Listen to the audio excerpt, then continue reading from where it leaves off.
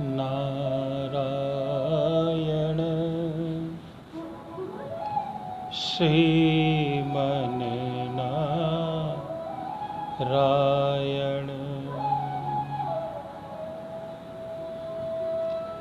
सभी कृष्ण प्रेमियों को जय श्री कृष्ण, राधे राधे।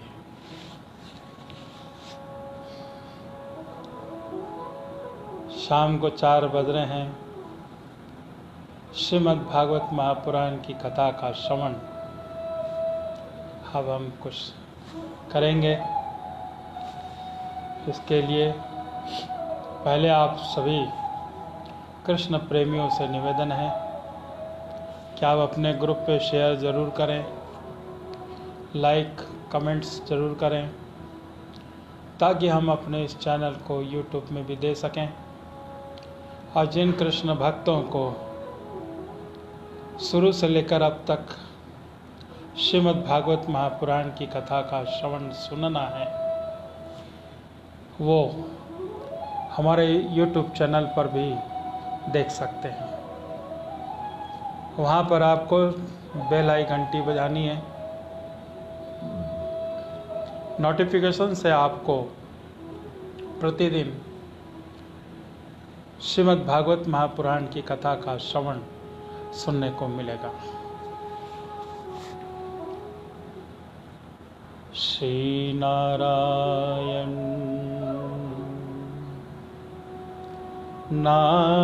नारायण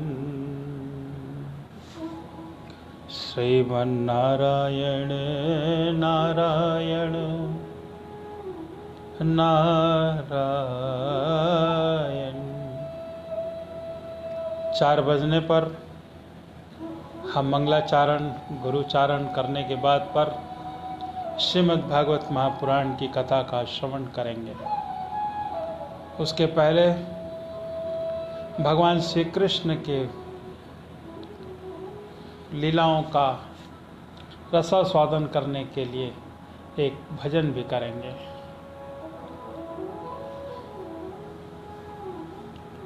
श्री नारायण नारायण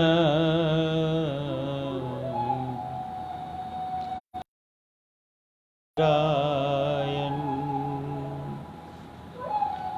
भगवत नारायण भगवत नारायण श्रीमन्नारायण श्रीमन्नारायण भगवत नारायण। ओम श्री गणेशाय नमः। श्री लंबोदराय नमः। श्री कृष्णाय नमः। श्री वासुदेवाय नमः।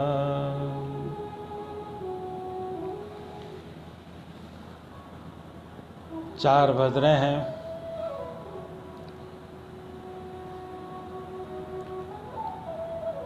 सभी कृष्ण प्रेमियों को जय श्री कृष्ण, राधे राधे। आइए मंगलाचारण गुरुचारण करते हैं।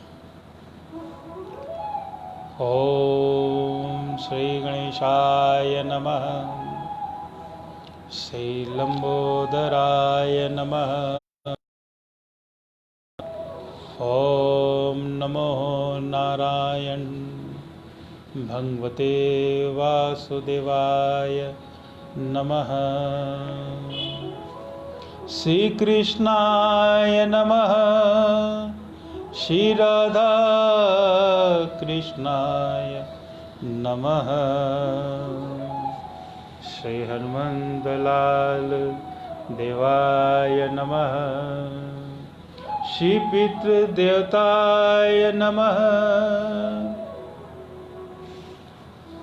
तमेव मातास्य पितास्य तुमेव त्वमेव बन्धु सखास्त त्वमेव विद्या द्रविणं त्वमेव सर्वं मम देव देवा। गुरु ब्रह्मा गुरु विष्णु गुरुदेवो महेश्वराय गुरु साक्षात् परब्रह्म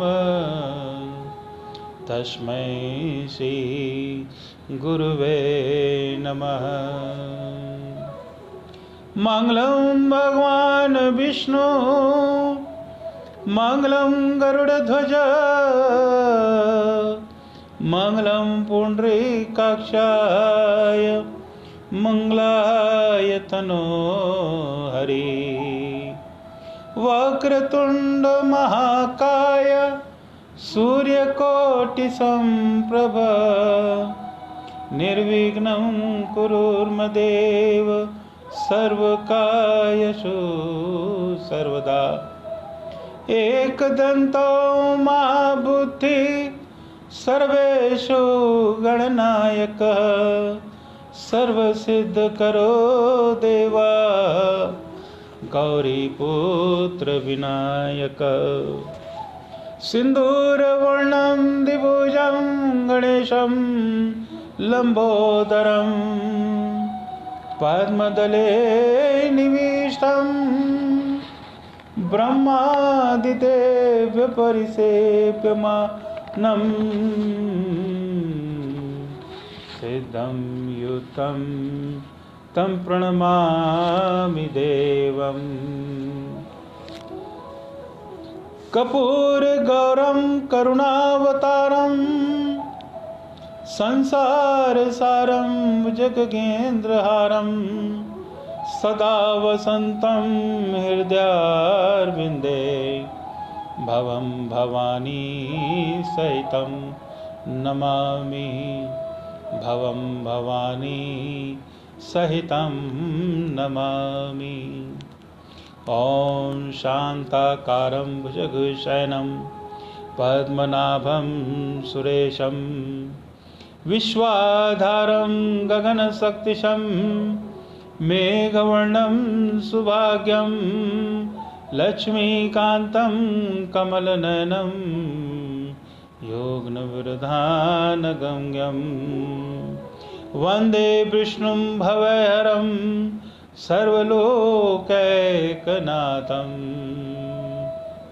ॐ नमो नारायण नारायण नारायण।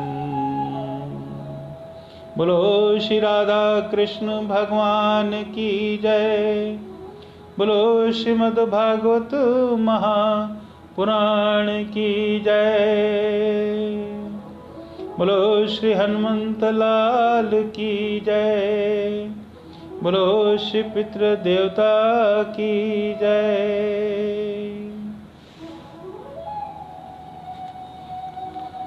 श्रीमद् भागवत महापुराण की कथा का श्रवण करने से पहले सभी कृष्ण भक्तों को आपका इस यहाँ पर अभिनंदन और सभी कृष्ण भक्तों को जय श्री कृष्ण, राधे राधे। कल हमने कहा था कि आज पंचमी के विशेष तिथि रहने के कारण पे जिन लोगों को भी जिनकी कुंडलियों में खास तौर से काल सर्प का योग बना हुआ है वो आज विधि विधान के साथ में पूजा पाठ कर सकते हैं। खास बात ये भी है कि आज भगवान कल्कि का भी अवतार होता है। यह भी कहा गया है कि नाग रक्षक में कई सर्पों का भी आज विशेष दिन माना गया है। तो आज सभी विशेष तिथियों को अंतर्गत में लेकर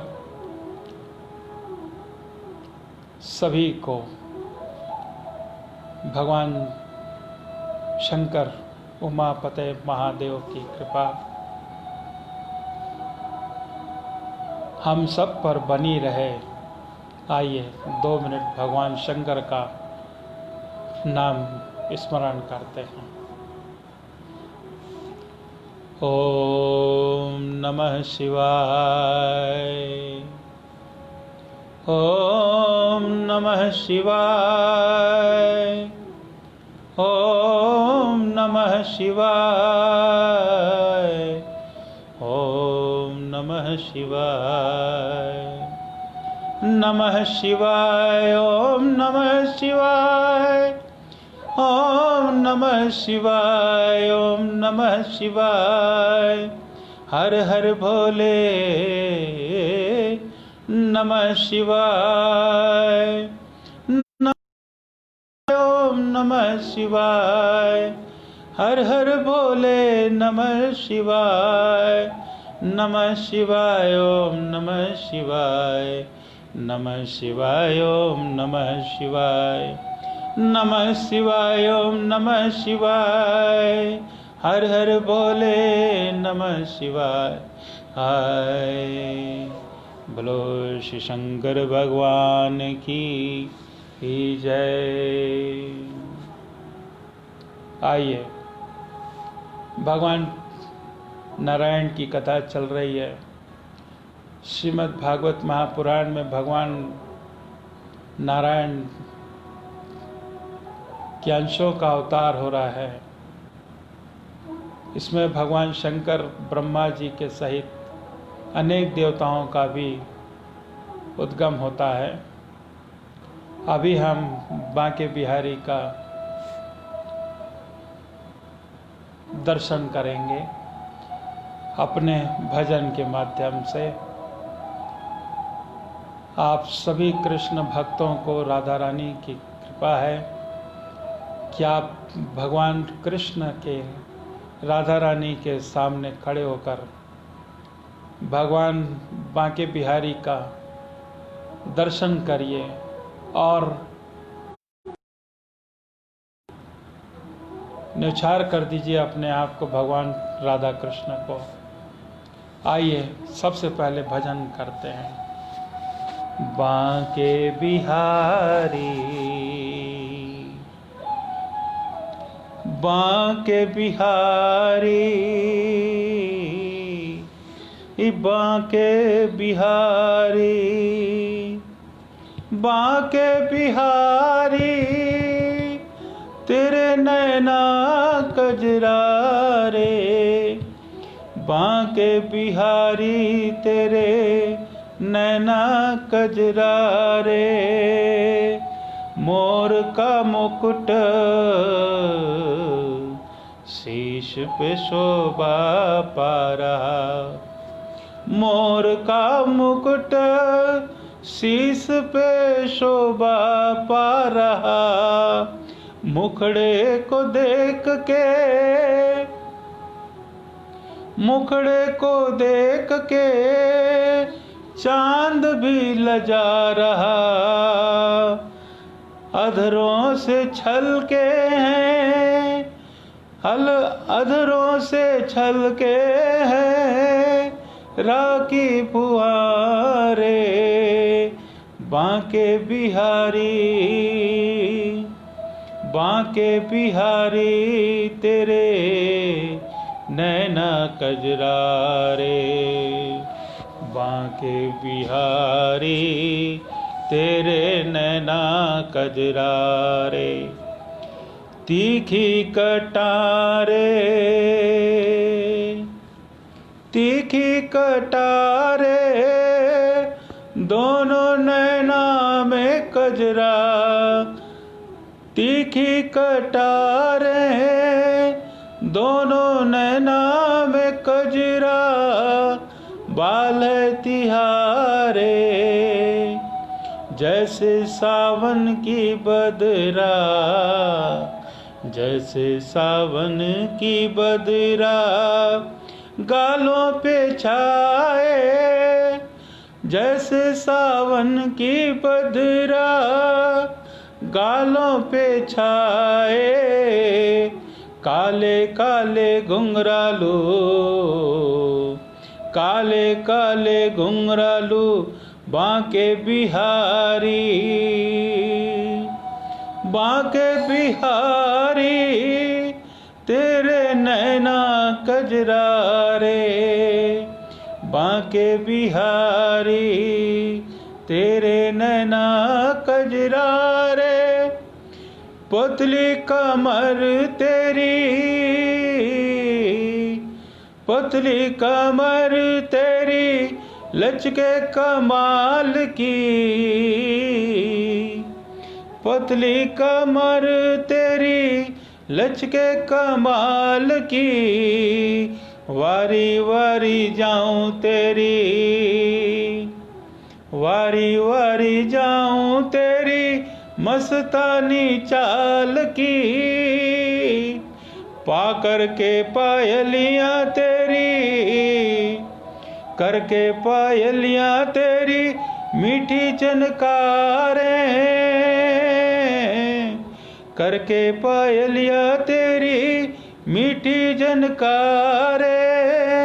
बांके बिहारी तेरे नैना कजरा रे, बांके बिहारी तेरे नैना कजरा रे, नैना कजरा रे, नैना कजरा रे।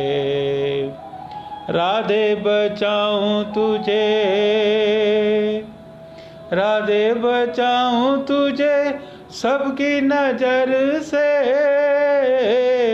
आज छुपा लूं तो है, आज छुपा लूं तो है नैनों के घर से। सुन मेरे प्यारे इस दिल की पुकारे, बांके बिहारी तेरे नैना कजरा रे, बांके बिहारी तेरे नैना कजरा रे। मोर का मुकुट शीस पे शोभा पा रहा, मुखड़े को देख कर चांद भी लजा रहा। अधरों से छलके हैं राखी फुहारें, बांके बिहारी तेरे नैना कजरा रे, नैना कजरा रे, नैना कजरा रे, नैना कजरा रे। बोलो श्री वृंदावन बिहारी लाल की जय, बोलो श्री बांके बिहारी लाल की जय, बोलो श्री राधा कृष्ण भगवान की जय। हर हर महादेव, जय जय श्री राधे राधे।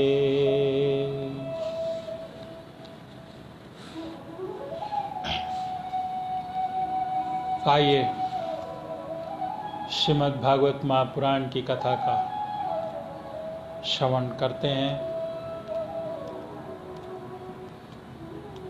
आज का प्रमुख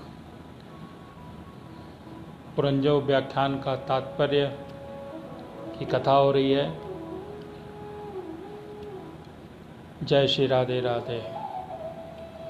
राजा प्राचीन बरी ने कहा, भगवान मेरी समझ में आपके वचनों का अभिप्राय पूरा नहीं आ रहा है।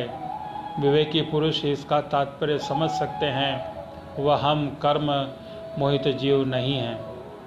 श्री नारद जी ने कहा कि राजन पुरजन नगर का निर्माता जीव है, जो अपने लिए 1 2 3 4 अथवा बहुत पैरों वाला या बिना पैरों वाला शरीर रूप तैयार कर लेता है। उस जीव सखा को जो अविख्यात नाम से कहा गया है वह ईश्वर है, क्योंकि किसी भी प्रकार के किसी भी नाम से गुण अथवा कर्मों के जीव उसका पता नहीं चलता। जीव ने जब सुख दुख में सभी प्राकृतिक विषयों को भोगने की इच्छा की, तब उसने दूसरों की शरीर की अपेक्षा 9 द्वार 2 हाथ और 2 पैर वाला मनुष्य देह ही पसंद किया। बुद्धि अथवा अविद्या को ही तुम पुरजनी नामक की स्त्री जानो। इसी से कारण देह और इंद्रियां आदि में मेरेपन का भाव उत्पन्न होता है और पुरुष इसी का ही आश्रय लेकर शरीर में इंद्रियों द्वारा विषयों को भोगता है। 10 इंद्रियां हैं उसके मित्र हैं, जिनसे कि सब प्रकार के ज्ञान और कर्म होते हैं। इंद्रियों की वृत्तियां ही उसकी सखियां, प्राण, अपान, व्याख्यान, उदान और समान रूप 5 वृत्तियों वाला प्राणवायु हुई नगर की रक्षा करने वाला 5 फन का सर्प होता है। दोनों प्रकार की इंद्रियों के नायक मन को ही 11वीं महाबली योद्धा जानना चाहिए। शब्दावली 5 विषय ही पंचाल देश हैं, जिसके बीच में ही 9 द्वार वाला नगर बसा हुआ है। उस नगर में जो एक एक स्थान पर 2-2 द्वार बताए गए थे, वह नेत्र गोलोक और 2 नासिका छिद्र और 2 कंड छिद्र हैं। उसके साथ मुख, लिंग और गुदा, ये 3 मिलाकर कुल 9 द्वार हैं। इनमें से होकर वह जीव इंद्रियों के साथ बाह्य विषयों में जाता है। इसमें से 2 नेत्र गोलक और 2 नासिका छिद्र और 1 मुख, और ये 5 पूर्व द्वार हैं। दाहिने कान को दक्षिणा का और बाएं कान को उत्तर का द्वार समझना चाहिए। गुदा और लिंग ये दोनों 2 छिद्र पश्चिम के द्वार हैं। उद्धता और अभिमुखी नाम के 2 द्वार एक स्थान पर बतलाए गए थे, वे नेत्र गोलक हैं। तथा रूप विभाजक नाम का देश है। इसके इन द्वारों से जीव चक्षु इंद्रिय की सहायता से अनुभव करता है। इंद्रियों को ही पहले उद्दम नाम का सखा किया गया है। दोनों नासिका छिद्र ही नलिनी और नालिनी नाम के द्वार हैं। नासिका के विषय गंध की सौरभ देश हैं। प्राणेंद्रियां अवधूत नाम का मित्र है। मुख उस मुख्य नाम का द्वार है। उसमें रहने वाला वार्गिक विषण है। उसमें रसेंद्रिय विषयविद नाम का ही मित्र है। वाणी का व्यापार आपण है। तरह तरह के अन्न वृद्धन है। और दाहिना कान पितहु और बायां कान देहु कहा गया है।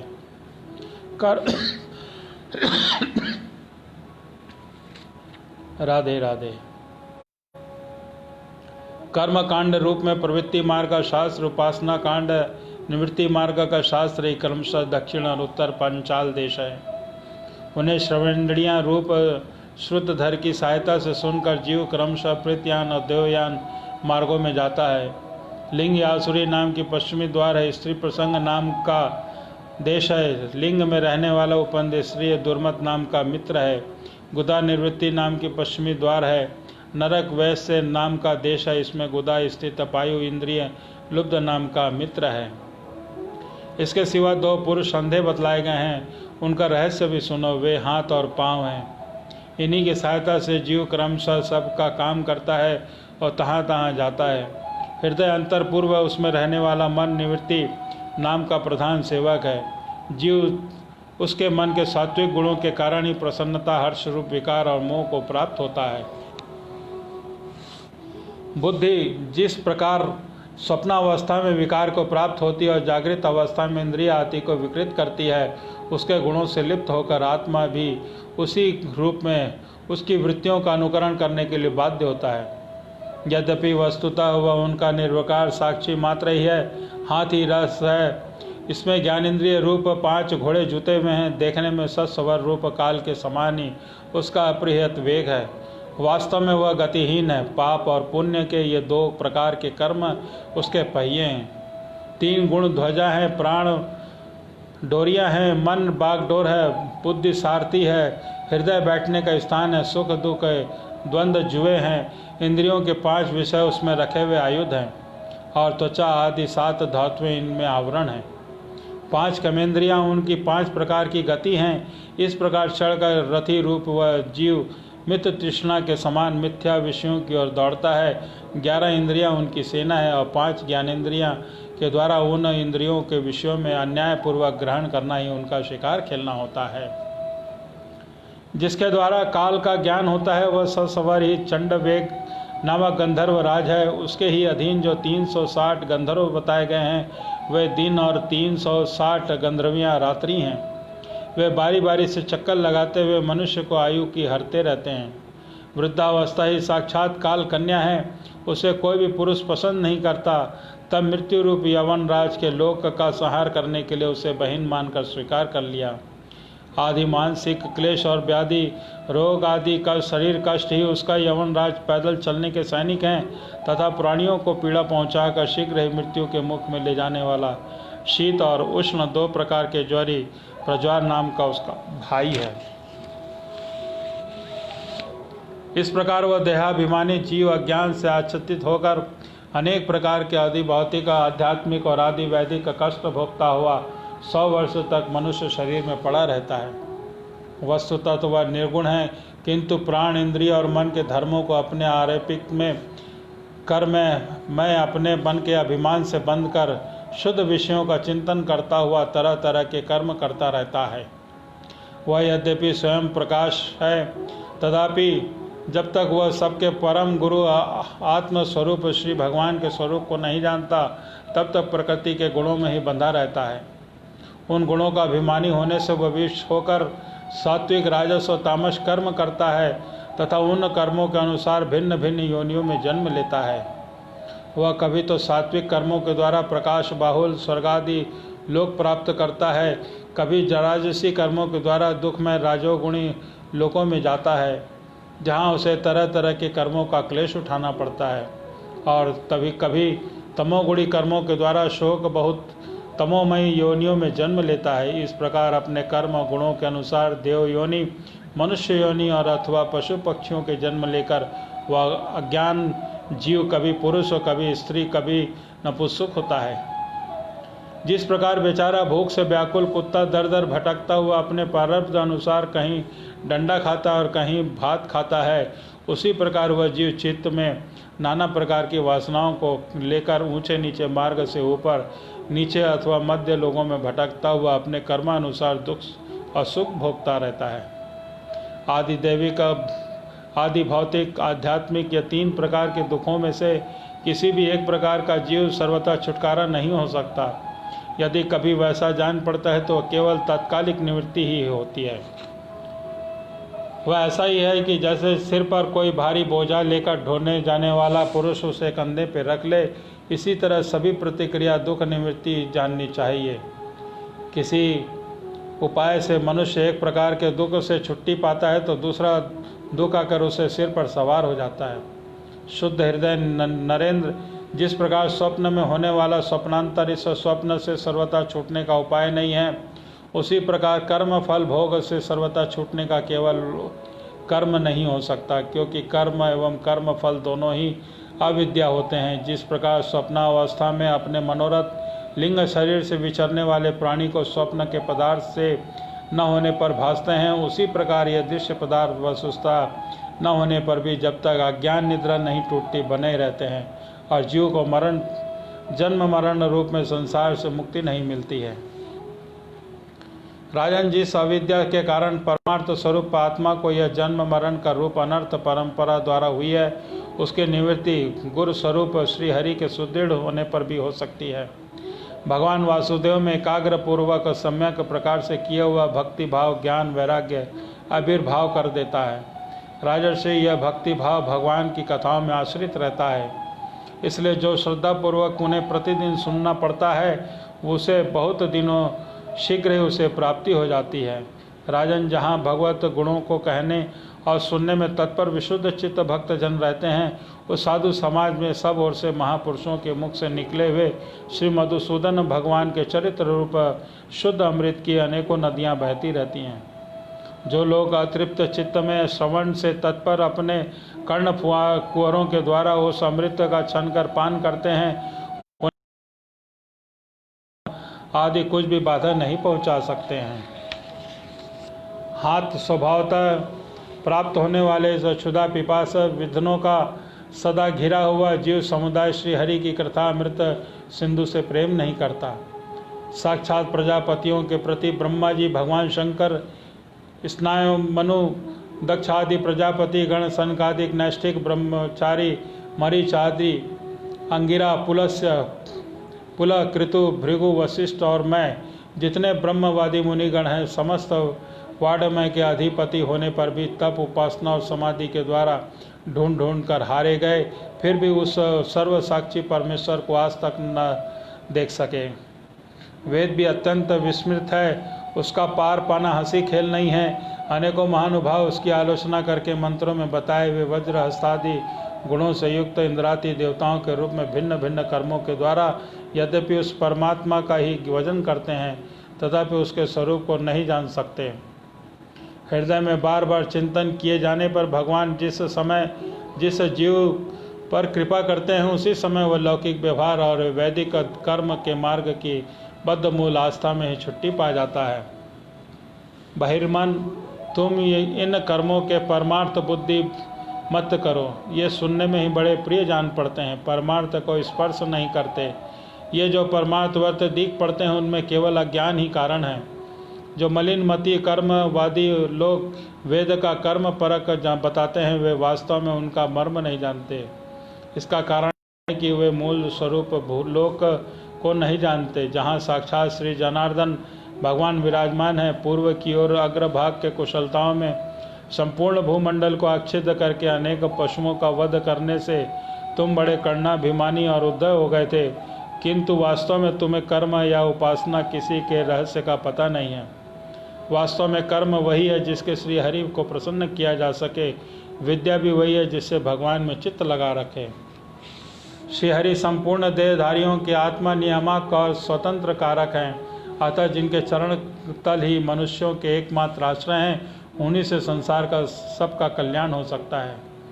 जिससे किसी के अणु मात्र भी भय नहीं होता, उसी प्रियतम आत्मा ही ऐसा जो पुरुष जानता है उसे ज्ञानी, और जो ज्ञानी है वही गुरु और साक्षात श्री हरि है।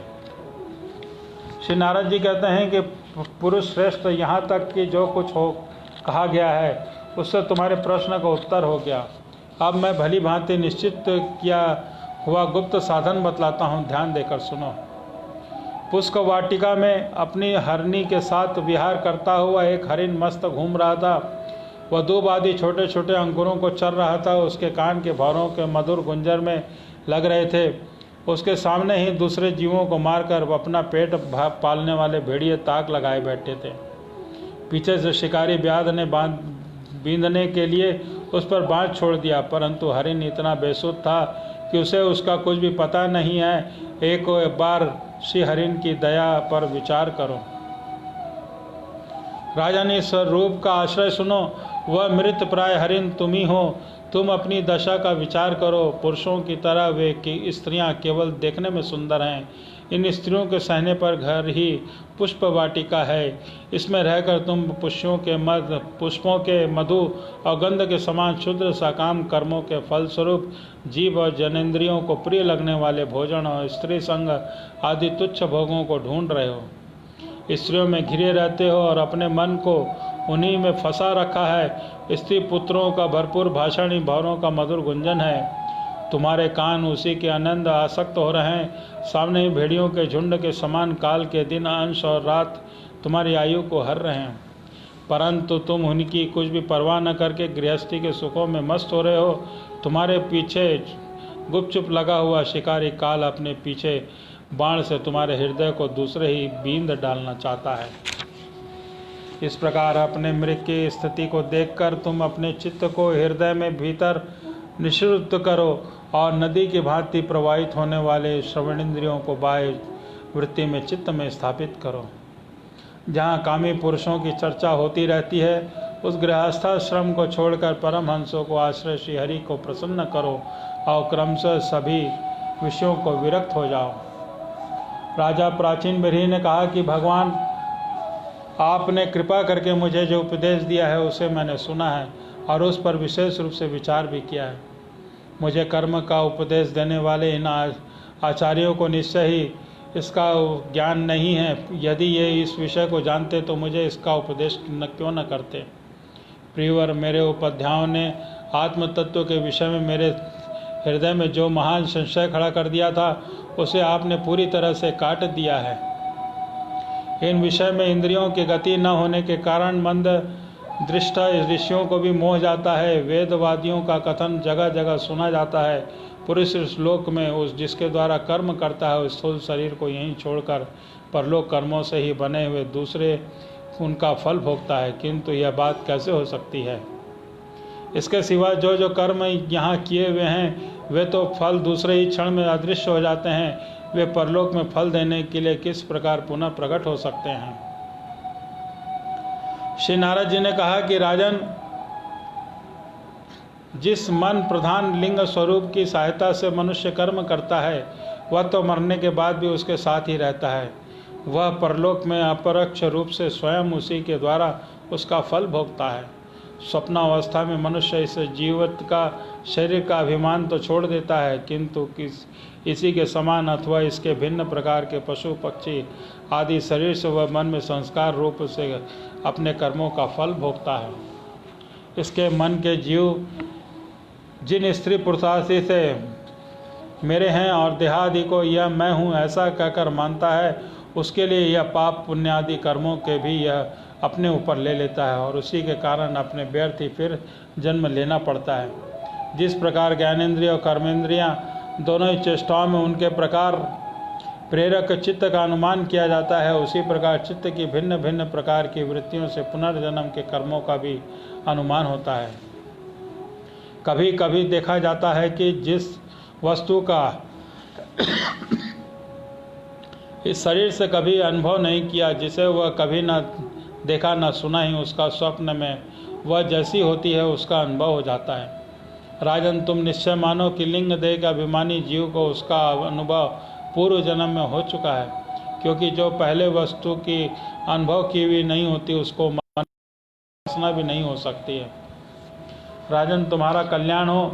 मन ही मनुष्य के पूर्व रूपों में भावी शरीर आदि को भी बतला देता है, और जिनका भावी जन्म होने वाला नहीं होता उन तत्व वेदाओं को विधेय मुक्ति का भी पता मन से ही लग जाता है।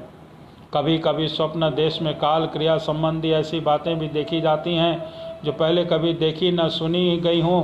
पर्वत की चोटी पर समुद्र, दिन के तारे अथवा अपना सिर, इनके दिखने से निद्रा दोष की ही कारण मानना चाहिए। सबके सामने इंद्रियों से अनुभव होने वाला पदार्थ ही भोग रूप में बार बार आते हैं, अभोग समाप्त होने पर चले जाते हैं। ऐसा कोई पदार्थ नहीं आता जिसका इंद्रियों से अनुभव न हो सके। इसका कारण यही है कि सब जीव मन रहित है।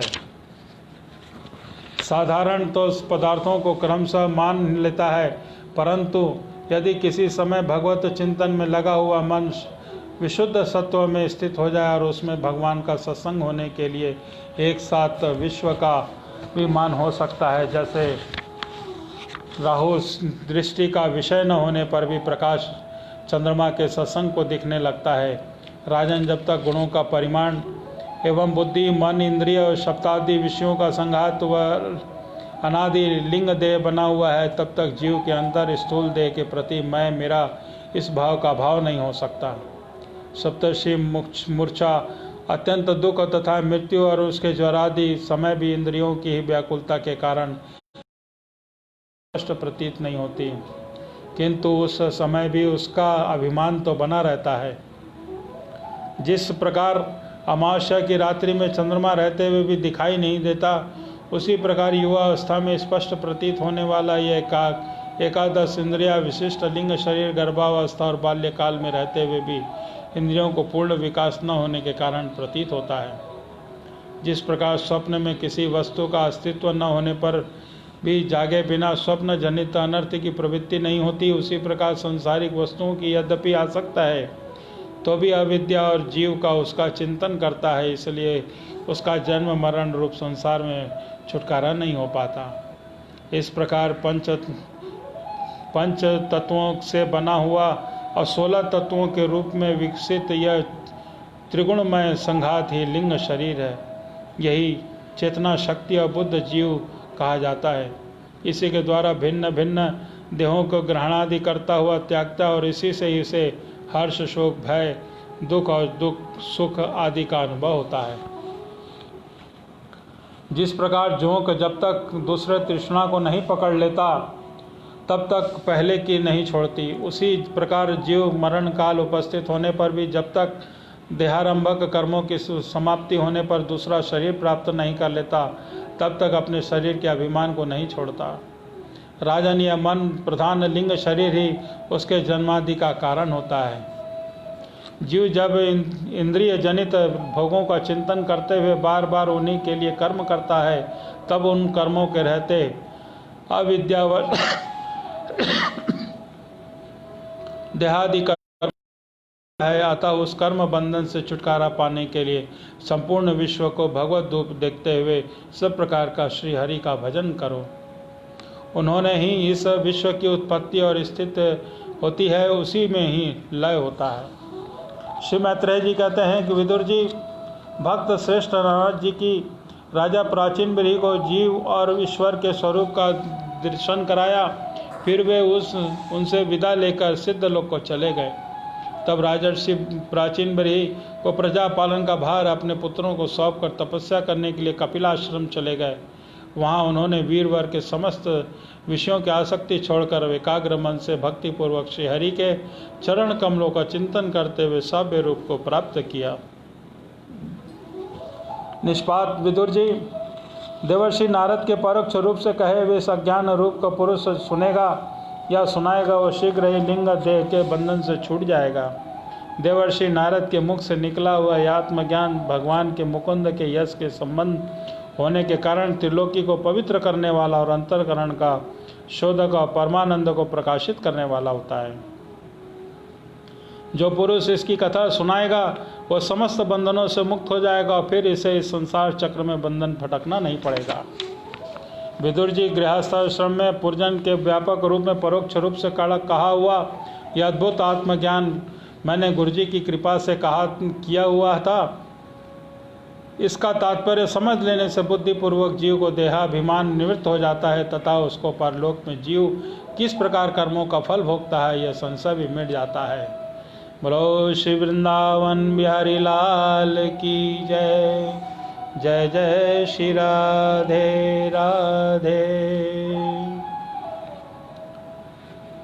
विदुर जी ने पूछा कि ब्राह्मण, मैंने अपने राजा प्राचीन ब्रह्म के जिन पुत्रों का वर्णन किया था उन्होंने रुद्र गीत के द्वारा श्री हरि की स्तुति करके क्या सिद्ध प्राप्ति की है? मोक्षाधिपति नारायण के अनंत प्रिय भगवान शंकर का अकस्मात सानिध्य प्राप्त करके प्रचेताओं ने मुक्ति तो प्राप्त की ही होगी। इसमें पहले इस लोक में अथवा परलोक में उनकी क्या क्या पाया वह।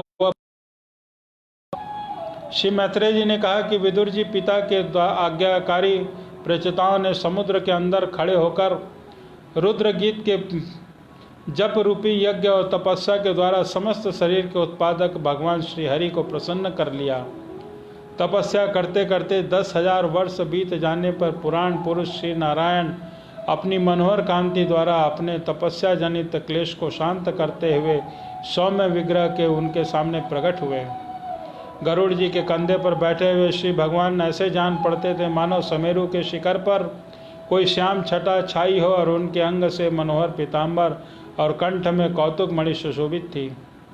अपनी दिव्य प्रभा से वह सब दिशाओं में अंधकार को दूर कर रहे थे। चमकीले स्वर्णमय आभूषणों से युक्त उनके कमलीय कपोल और मनोहर मुखमंडल रही थी। उनके मस्तक पर झिलमिलाता हुआ मुकुट शोभायमान था। भुजाओं में 8 आयुध थे। देवता मुनि पार्षद थे तथा गरुड़ जी किन्नरों की भांति साममय और पंखों की ध्वनि से कीर्तिगान कर रहे थे। उनकी 8 लंबी लंबी स्थूल भुजाओं के बीच में लक्ष्मी जी ऐसी स्पर्धा करने वाली वनमाला विराजमान थी। आदि पुरुष श्री नारायण ने अपने इस प्रकार पधार कर अपने शरणागत प्रचेताओं को और अपनी दया दृष्टि से निहारते हुए मेघ के समान गंभीर वाणी में कहा। भगवान ने कहा कि राजपुत्रों, तुम्हारा कल्याण हो। तुम सब में परस्पर बड़ा प्रेम करते हो और स्नेहवश तुम एक ही धर्म का पालन कर रहे हो। तुम्हारे इस आदर्श सौहार्द से मैं बड़ा प्रसन्न हूँ। मुझसे वर मांगो। जो पुरुष सायं काल के समय प्रतिदिन तुम्हारा स्मरण करेगा उसका अपने भाइयों से अपने ही समान प्रेम होगा तथा समस्त जीवों के प्रति मित्रता का भाव हो जाएगा। और जो लोग सायं काल और प्रातः काल एकाग्रचित से रुद्र गीत द्वारा मेरी स्तुति करेंगे उनको मैं अभिष्ट वर और शुद्धि बुद्धि बल प्रदान करूँगा। तुम लोगों ने बड़ी प्रसन्नता से अपने पिता की आज्ञा शिरोधार्थ की है। इससे तुम्हारी कमनीय कीर्ति समस्त लोकों में फैल जाएगी। तुम्हारे एक बड़ा ही विख्यात पुत्र होगा, वह गुणों में किसी भी प्रकार का ब्रह्मा जी से कम नहीं होगा तथा अपनी संतान से तीनों लोकों को पूर्ण कर देगा। राजकुमारों, कंडू ऋषि के तपोपनाश के लिए इंद्र की भेजी हुई प्रलम्बोलचा अप्सरा से इस कमल नैनी कन्या उत्पन्न हुई थी। उसे छोड़कर वह स्वर्ग लोक को चली गई। वह को लेकर पाला पोसा। जब वह भूख से व्याकुल होकर रोने लगी, तब औषधियों के राजा चंद्रमा ने दयावश करके मुंह में अपनी अमृतवाणी तर्जनी अंगुली में दे दी। तुम्हारे पिता आजकल मेरी सेवा भक्ति में लगे हैं। उन्होंने उसे संतान उत्पन्न करने की आज्ञा दी है, अतः तुम शीघ्र ही उस देवोपन से कन्या से विवाह कर लो। तुम सब एक ही में तत्पर हो, तुम्हारा स्वभाव ही एक सा ही है, इसलिए तुम्हारे ही समान धर्म और स्वभाव वाली वह स्त्री सुंदरी कन्या तुम सभी का पत्नी होगी और तुम सभी से उसका समान अनुराग होगा। तुम लोग मेरी कृपा से 10 लाख दिव्य वर्षों तक पूर्ण बलवान रहकर अनेकों प्रकार के पार्थिव दिव्य भोग को भोगोगे। अंत में मेरी अविचल भक्ति से हृदय का समस्त वासनापूर्ण मल दग्ध हो जाने पर तुम इस लोक को तथा परलोक के नरक तुल्य भोगों से उत्पन्न होकर मेरे परम धाम को जाओगे।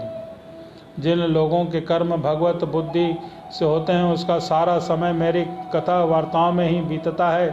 वे गृहस्थाश्रम में रहें तो भी उनके बंधन कारण नहीं होते। नित्य पति मेरी लीलाएं सुनते रहते हैं, इसलिए ब्रह्मवादी वक्ताओं के द्वारा मैं ज्ञान स्वरूप ब्रह्म उनके हृदय में नित्य तथा नयना सा भासता रहता हूँ। और मुझे प्राप्त कर लेने के लिए जीवों को न मोह हो सकता है और न ही शोक और न ही हर्ष होता है। श्री मैत्रेय जी कहते हैं, भगवान के दर्शन से प्रचेताओं का रजोगुण और तमोगुण मल नष्ट हो चुका था। अब उनके सकल पुरुषार्थों के आश्रय सबके परम श्रीदत्त श्री हरि ने इस प्रकार कहा कि तब वे हाथ जोड़कर गदगद वाणी से कहने लगे। प्रचेताओं ने कहा कि प्रभु, आप भक्तों के क्लेश दूर करने वाले हैं, हम आपको नमस्कार करते हैं। वेद आपके उदार गुण और नामों का निरूपण करते हैं। आपका वेग मन और वाणी के वेग से बढ़कर है तथा आपका स्वरूप सभी इंद्रियों से गति से परे हैं। हम आपको बार बार नमस्कार करते हैं। आप अपने स्वरूप में स्थित रहने के कारण नित्य शुद्ध और शांत के कारण हमें आपसे यह मिथ्या भैस हो रहा है। वास्तव में जगत की उत्पत्ति, स्थिति और लय के लिए आप माया के गुणों को स्वीकार करके ब्रह्मा, विष्णु और महादेव का रूप धारण करते हैं। हम आपको नमस्कार करते हैं। आप विशुद्ध सत्य रूप हैं। आपका ज्ञान संसार बंधन को दूर कर देता है। आप इस समस्त भगवतों के प्रभु वसुदेव नंदन भगवान श्री कृष्ण हैं। आपको नमस्कार है। आपकी ही नाभि से ब्रह्मांड रूप कमल प्रकट हुआ था। आपके कंठ में कमल कुसुमों की माला सुशोभित है। राधे राधे।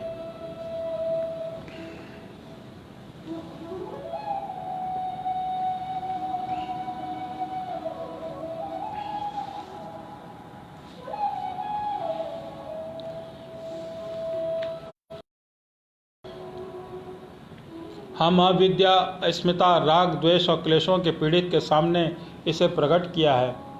इससे बढ़कर अब इस पर और क्या कृपा होगी। अमंगलहारी प्रभु, दीनों पर दया करने वाले समर्थ पुरुषों को इतनी ही कृपा करनी चाहिए कि समय समय पर दीन जनों को ये हमारे हैं इस प्रकार स्मरण कर लिया करें। इसी से उनके आश्रितों का चित्त शांत हो जाता है। आप तो शूद्र से शूद्र प्राणियों के भी अंतरकरणों से अंतर्मुखी रूप से विराजमान रहते हैं। फिर आपके उपासक हम लोग जो जो कामनाएं करते हैं, हमारी उन कामनाओं को भी आप क्यों न जान लेंगे। जगदीश्वर, आप मोक्ष का मार्ग दिखलाने वाले स्वयं पुरुषार्थ स्वरूप हैं। आप पर हम प्रसन्न हैं। हम में से बढ़कर हमें और क्या चाहिए। बस हमारा अभीष्ट वर तो आपकी प्रसन्नता ही है। तथापि नाथ एक वर और आपसे अवश्य मांगते हैं प्रभु। आप प्रकृति आदि से परे हैं और आपकी विभूतियों का भी कोई अंत नहीं है, इसलिए आप अनंत कहे जाते हैं। यदि भ्रमर को अनायास ही कल्प वृक्ष का वृक्ष मिल जाए तो भी वह किसी भी दूसरे वृक्ष का सेवन करेगा।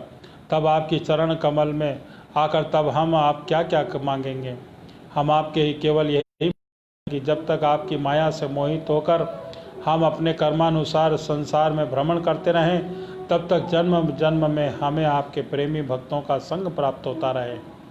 हम तो भगवत भक्तों के क्षण भर के लिए संग के सामने स्वर्ग और मोक्ष को भी कुछ नहीं समझते, फिर मानवीय भोगों की तो बात ही क्या है। भगवत भक्तों के द्वारा समाज में सदा सर्वदा भगवान की मधुर मधुर कथाएं होती रहती हैं, जिसके श्रवण मात्र से भोग तृष्णा शांत हो जाती है। वही प्राणियों का किसी प्रकार का वैर विरोध द्वेग नहीं रहता। अच्छे अच्छे कथा प्रसंगों निष्काम की सेव सन्यासियों से एकमात्र आश्रय और साक्षात श्री नारायण देव का बार बार गुणगान होता रहता है। आपके वे भक्तजन तीर्थों को पवित्र करने के उद्देश्य से पृथ्वी पर पैदल ही विचरते रहते हैं। भला उसका समागम संसार से भयभीत हुए पुरुषों को कैसे रुचि करना होगा। भगवान आपके प्रिय सखा भगवान शंकर के क्षण भर समागम से ही आज हमें आपका साक्षात दर्शन प्राप्त हुआ है। आप जन्म मरण रूप दुख वैध हैं, अतः अब हमें आपका ही आश्रय लिया है।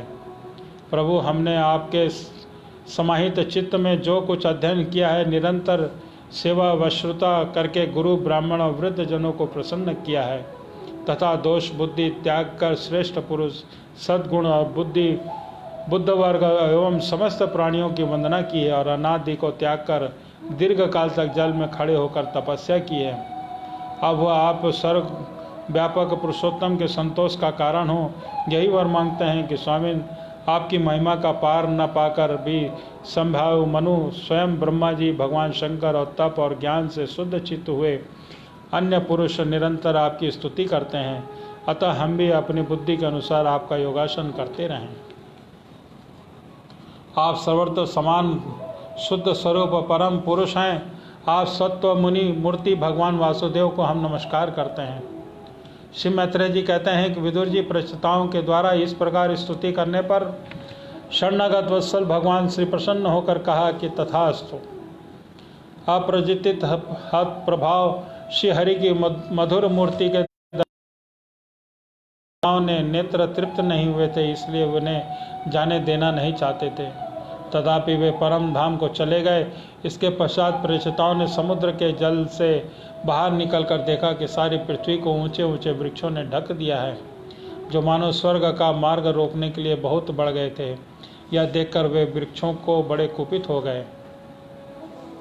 तब उन्होंने पृथ्वी को वृक्ष लता आदि से रहित कर देने के लिए अपने मुख से प्रचंड वायु और अग्नि को छेड़ा, जैसे काल अनिरुद्ध प्रलय काल में छोड़ते हैं। जब ब्रह्मा जी ने देखा कि वे सारे वृक्षों को भस्म कर रहे हैं, तब वे वहां आए और प्राचीन बरही के पुत्रों को उन्होंने युक्तिपूर्वक समझकर शांत किया। फिर जो कुछ वहां वृक्ष बचे थे उनसे डरकर ब्रह्मा जी के कहने से कन्या लाकर प्रचेताओं को दी। प्रचेताओं ने ब्रह्मा जी के आदेश के उस मरीचा नाम की कन्या से विवाह कर लिया। इसी के गर्भ से ब्रह्मा जी के पुत्र दक्ष ने श्री महादेव जी की अवज्ञा के कारण अपना पूर्व शरीर त्याग कर जन्म लिया। इन्हीं दक्ष ने चातुष मनवंतर आने पर जब काल चक्र के पूर्व संग नष्ट हो गया, भगवान श्री प्रेरणा की इच्छा अनुसार नवीन प्रजा उत्पन्न की। इन्होंने जन्म लेते ही अपने कांति से समस्त तेजस्वियों का तेज छीन लिया। वे कर्म करने में बड़े दक्ष कुशल थे, इसी से उनका नाम दक्ष हुआ। इन्होंने प्रजापति के प्रजापतियों के नायक के पद पर अभिष्ट कर सृष्टि की रक्षा के लिए नियुक्त किया, और इन्हीं से मरीच आदि दूसरे प्रजापतियों को अपने अपने कार्य में कुशल नियुक्त कर दिया। बोलो श्री नारायण भगवान की जय। जय जय श्री राधे राधे। आइए भगवान श्री कृष्ण के भजन करते हैं। गोविंद गोपाल प्रभु गिरधारी, गोविंद गोपाल प्रभु गिरधारी, गोविंद गोपाल हृदय बिहारी, गोविंद गोपाल हृदय बिहारी, गोविंद गोपाल हृदय बिहारी। केशव माधव बांके बिहारी, केशव माधव बांके बिहारी, केशव माधव बांके बिहारी। जय वृंदावन बिहारी, जय वृंदावन बिहारी, जय बांके बिहारी, जय बांके बिहारी। गोविंद गोपाल प्रभु गिरधारी, गोविंद गोपाल प्रभु गिरधारी, गोविंद गोपाल हृदय बिहारी। केशव माधव बांके बिहारी, केशव माधव बांके बिहारी।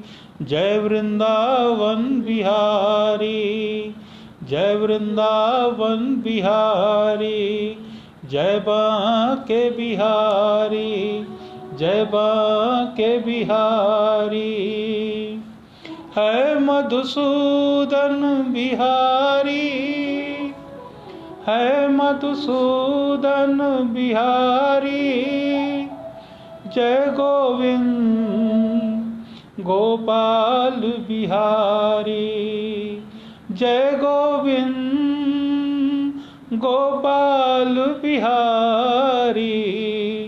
जय वृंदावन बिहारी, जय वृंदावन बिहारी, जय बांके बिहारी, जय बांके।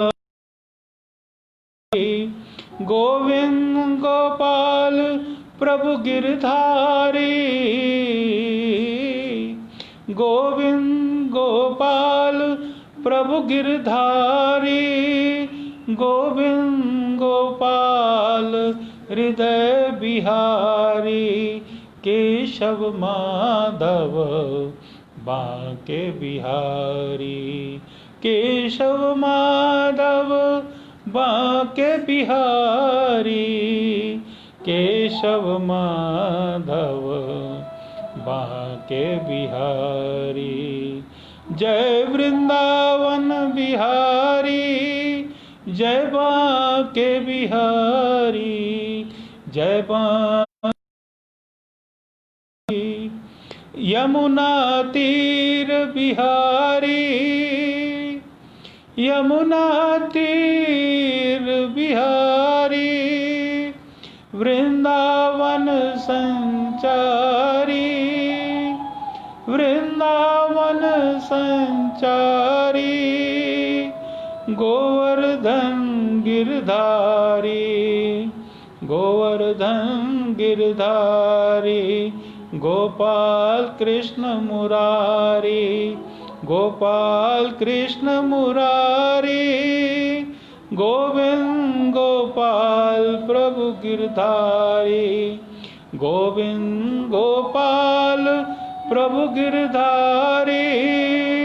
गोविंद गोपाल हृदय बिहारी, गोविंद गोपाल हृदय बिहारी।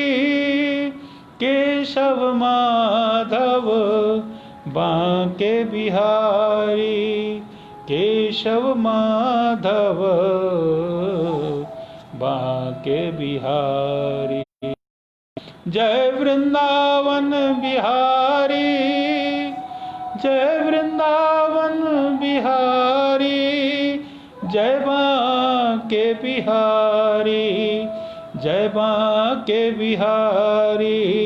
केशव माधव बांके बिहारी, केशव माधव बांके बिहारी, केशव माधव बांके बिहारी, गोविंद गोपाल प्रभु गिरधारी, गोविंद गोपाल प्रभु गिरधारी, गोविंद गोपाल हृदय बिहारी, केशव माधव बांके बिहारी, केशव माधव बांके बिहारी, केशव माधव बांके बिहारी, जय वृंदावन बिहारी,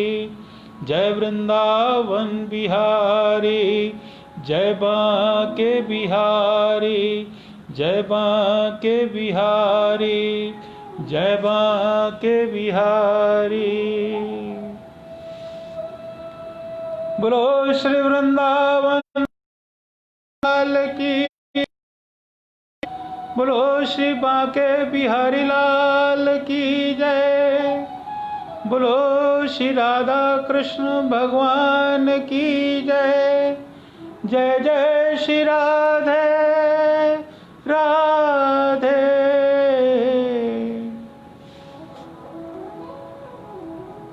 आज की हम कथा को यहीं पे विराम करते हैं। कल शाम को 4 बजे पूर्व 5 मिनट पहले 3:55 पर आप सभी कृष्ण भक्तों का आगमन रहेगा। श्रीमद् भागवत महापुराण की कथा को हम पुनः प्रारंभ करेंगे कल। आज के लिए हम यहीं पे विराम करते हैं। बोलिए श्रीमद् भागवत महापुराण की जय, जय जय श्री राधे, जय जय श्री राधे। समस्त भक्तजनों को राधा रानी और भगवान श्री कृष्ण की असीम अनुकंपा है। आप सभी को बहुत बहुत बधाई, शुभकामनाएं। आज नागपंचमी का पर्व है। जय श्री राधे कृष्ण, राधे राधे। हरि ओम नारायण।